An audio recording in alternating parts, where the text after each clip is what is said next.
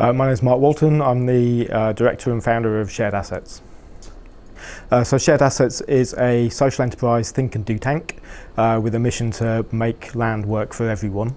We were established in 2012 and I guess coming from a perspective that land is a common good and that therefore it should be being managed in ways that create shared benefits for the people who own it, the people who manage it, and the communities around it.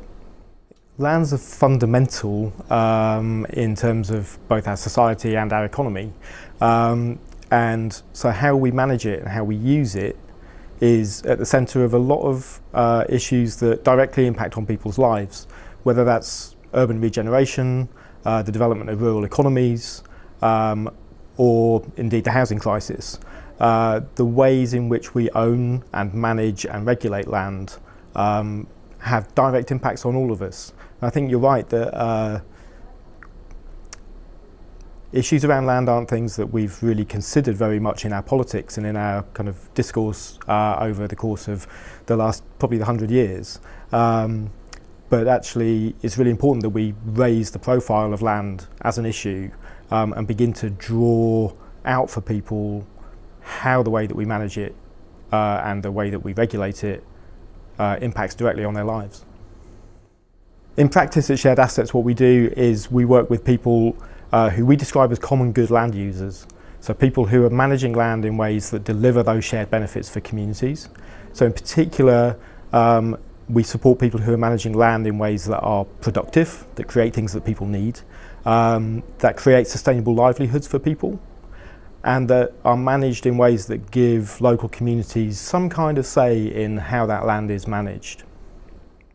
So for the last 2 years we've been working on a project called Better Land-Based Economies.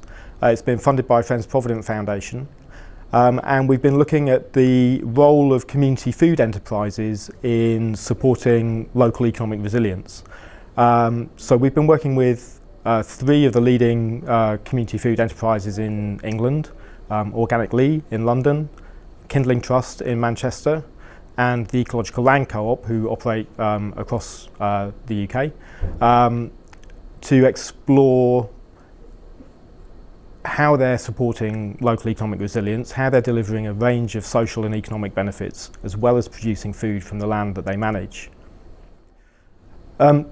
So community food enterprises support more resilient local economies because they're operating quite often on much shorter supply chains. So they're often selling directly to consumers, whether those are individuals through things like veg box schemes, but also including restaurants and market stalls. So they have a direct relationship with the people that they're selling to. They're operating in ways that are environmentally sensitive, that are increasing biodiversity, reducing the use of chemicals, reducing energy consumption, and they're creating sustainable livelihoods for people through more intensive ways of growing food. So they're taking a sort of a mixed approach to the way that they're managing their farms and their small holdings, and kind of recreating those farm-based livelihoods for people, which more industrial, larger scale agriculture simply doesn't provide.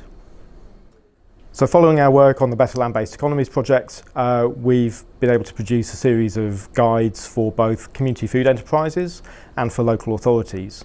And so the focus of those has been on providing information for community food organisations so that they can begin to gather evidence and monitor what they're doing in order to demonstrate how they're contributing to local economic resilience. Because if they're working with local authorities and looking for land, then the local authority has other priorities beyond food growing. And so how do they demonstrate that they're making contributions in other areas such as local economic development, better well-being, better public health, securing assets for the benefit of the community? And so we've one of the guides demonstrates how community food enterprises can evidence what they're doing in terms of supporting local economic resilience.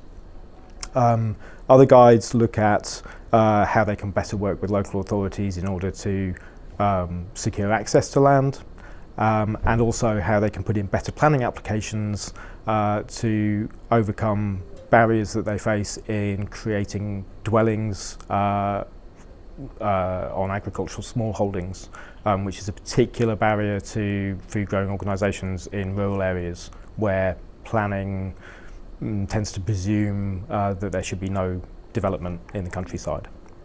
In terms of the guides that we produce for local authorities, we've produced a guide for them demonstrating how these organisations contribute to local economic resilience, and also a guide for planners, so how they should treat applications from rural community food organisations who are looking to develop dwellings on their sites.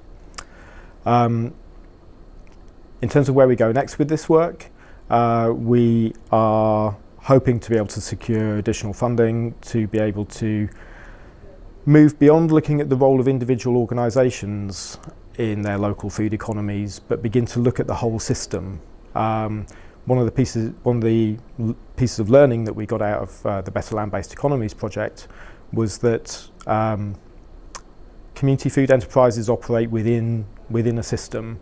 There are a range of functions that need to be in place to make that system sustainable and resilient. So you need land, you need training, you need access to finance, and you need access to markets.